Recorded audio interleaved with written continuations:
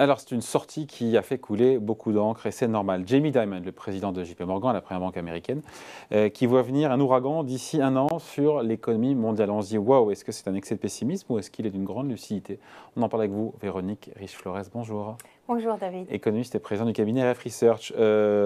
L'ouragan donc vient vers nous, selon lui. Il avoue ne pas savoir si c'est un ouragan du type super ouragan Sandy, évidemment qu'elle laisse un mauvais souvenir aux Américains, ou un simple ouragan. On a aussi Elon Musk qui a envoyé un mail à ses équipes, un mail selon Reuters qui dirait comme quoi il aurait un mauvais pressentiment qu'il envisagerait de couper 10% des effectifs de Tesla. Ils sont hyper dark quand même, non? C'est justifié, il y a matière à être aussi dark?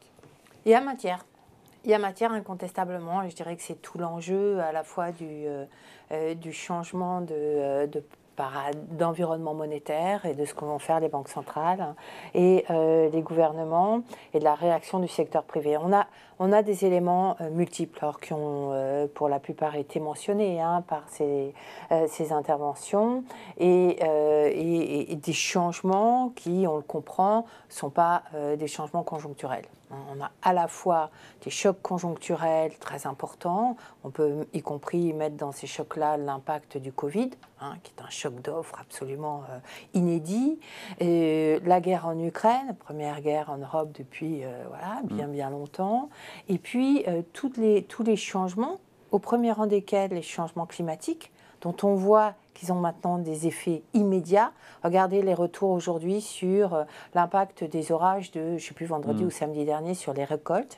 Il y a un degré d'incertitude qui est considérable à la fois sur les récoltes alimentaires, bien évidemment, et ça c'est un enjeu majeur, des problèmes ou des questionnements sur le commerce mondial, la fluidité des biens, des capitaux à l'échelle mondiale, parce que l'environnement géopolitique se crispe, parce qu'il y a des problèmes de ressources ou des inquiétudes à l'égard des ressources futures et que les gouvernements ont tendance à mettre la main sur les ressources, ça c'est toujours vu. Et donc finalement, on a vraiment des éléments de basculement profond de l'environnement mondial, de celui qu'on a connu, qui s'est développé au cours des 30 dernières années. En quoi ça fait de tout ça un ouragan ? Alors, en quoi ça fait un ouragan? D'abord parce que les crises, essentiellement la crise du Covid, se succèdent et nous rapprochent le temps long. Finalement, la problématique des ressources et du réchauffement, etc., elle est ancienne. On la connaît depuis longtemps. Mais elle était à un horizon assez lointain, 2025, 2030, etc.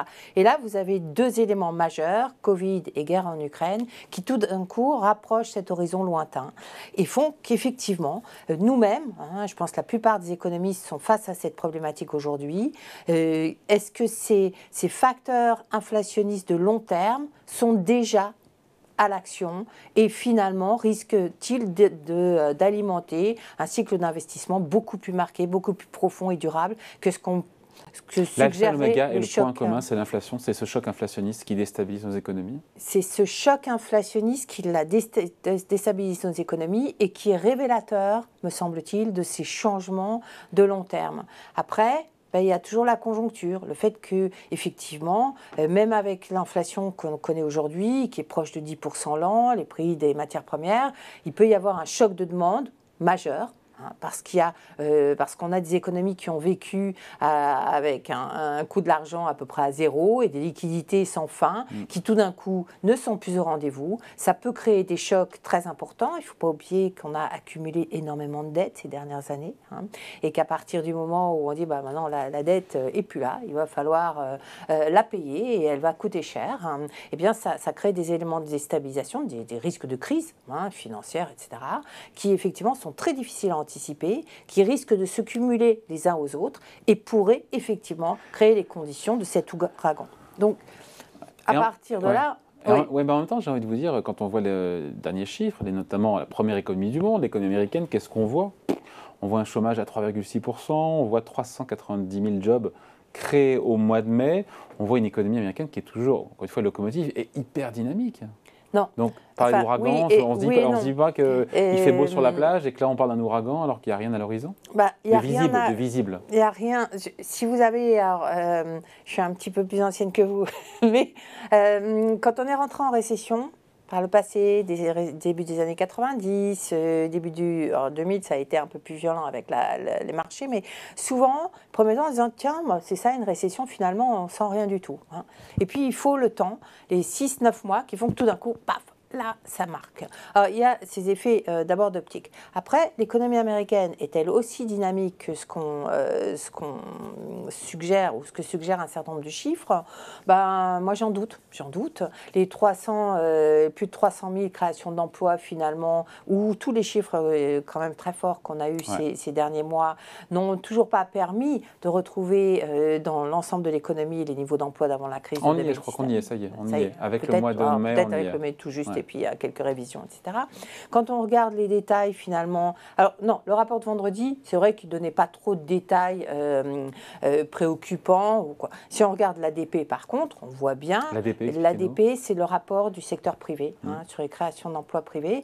Et là, effectivement, on voit, et sans surprise, des chiffres beaucoup plus cohérents avec les informations conjoncturelles qu'on a par ailleurs, c'est-à-dire un clair affaissement de création d'emplois dans les secteurs des services aux ménages, des services privés en général, et des choses effectivement qui n'étaient d'ailleurs pas du tout surprenantes au vu de ce que nous ont révélé des enquêtes auprès des chefs d'entreprise, des ISM. Alors, on peut dire, bah oui, mais l'ISM est encore au-desdessus de 50, donc on est toujours en zone de croissance, comme les PMI. Sauf qu'on sait, ces données-là sont biaisées par l'effet prix.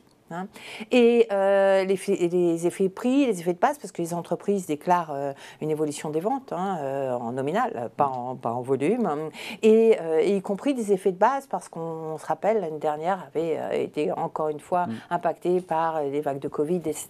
Donc finalement, il y a un certain brouillard autour de ces données conjoncturelles, et effectivement, on peut voir d'une autre façon un tassement de beaucoup d'indicateurs dans l'immobilier. Vous allez me dire, bah oui, mais les prix immobiliers augmentent encore de 2% au moins le mois. Et oui, mais il faut regarder dans le détail. Qu'est-ce qui fait la hausse? Ce sont les transactions, un peu comme Paris d'ailleurs.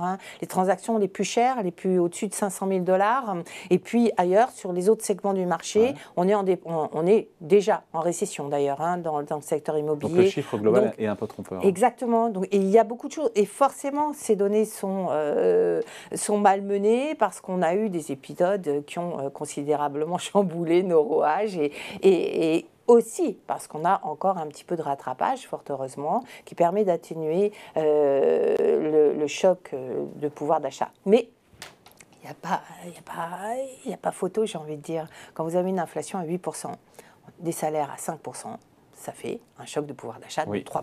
Qui est très, très violent. Et plus ça dure, plus ce sera difficile pour les ménages. Les salaires qui augmentent moins vite aux États-Unis. On voit que sur quelques mois, les salaires qui étaient en croissance de 6,5% sont revenus autour de 4,5%.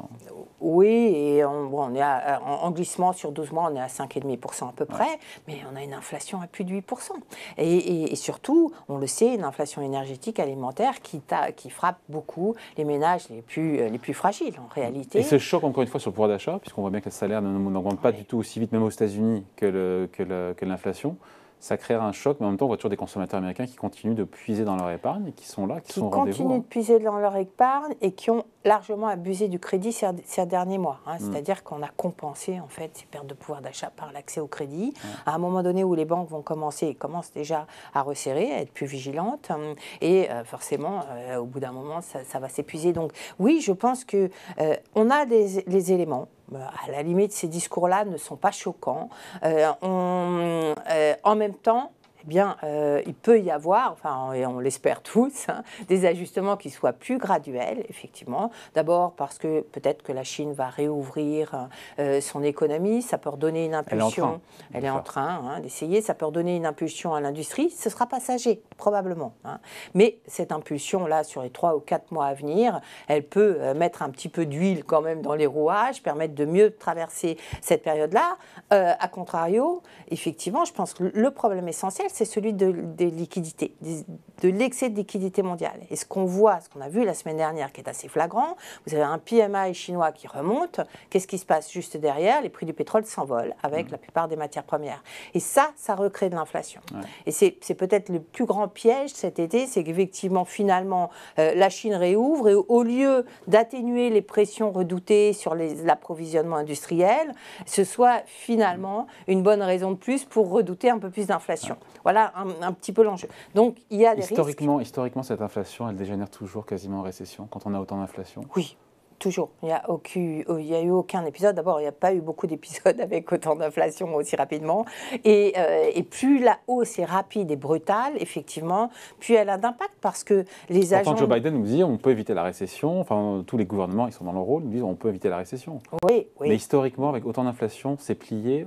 C'est quasiment plié, effectivement.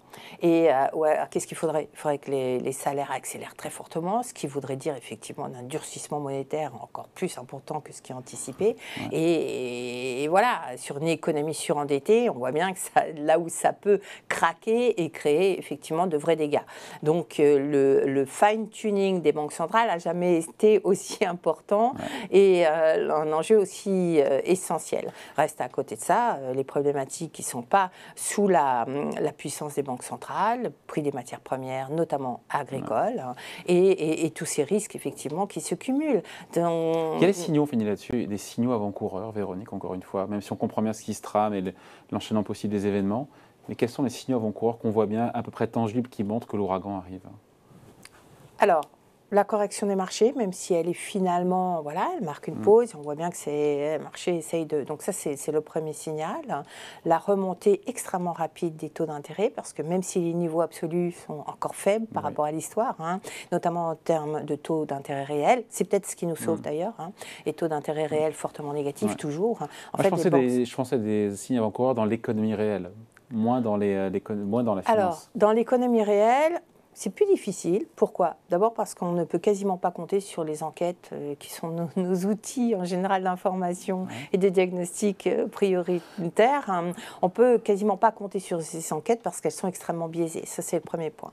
En revanche, effectivement, vous avez sur le plan de la production, regardez un petit peu le niveau de production par rapport aux enquêtes. Ça fait 3 ans. On a au mieux une stagnation de la production. Dans la plupart des pays, on a un écart par rapport à 2019 qui est encore de l'ordre de entre 5 et 10%, avec des commandes qui se détériorent, des indicateurs avancés qui se détériorent. Et malgré tout, dans les enquêtes, ce qu'on voit, c'est que si les niveaux de confiance sur la situation courante restent à peu près solides, voire s'améliore dans les services, les perspectives de ces entreprises sont très entamées et en général continuent à se détériorer. Donc c'est ce qu'on va regarder de très près effectivement. Et puis la capacité des entreprises à absorber ces hausses de coûts. Tant que la demande était encore... Voilà. Jusqu'où? Tant que la demande était encore là, ça allait un petit peu. Il y avait du rattrapage aussi post-Covid. Mais bien évidemment, ces problématiques de pouvoir d'achat vont réduire probablement assez rapidement la capacité des entreprises à transmettre dans leurs prix. Donc du coup, on aura moins d'inflation, mais probablement une demande freinée. L'espoir, c'est quoi? C'est que ce choc de demande fasse refluer, in fine, les prix du pétrole, notamment, puisque finalement, ça reste, on a beau dire, mais ces prix du pétrole restent absolument majeurs dans la détermination des tendances de l'inflation mondiale. Et ce qui n'a pas changé d'ailleurs. Pourtant, on a eu cette discussion il y a 30 ou 40 ans, même si on utilise moins de pétrole aujourd'hui, ça reste une composante majeure. Ça reste une composante majeure, effectivement. Allez, merci beaucoup. Explication signée Véronique Riche-Florest, économiste et présidente du cabinet RF Research. Merci David.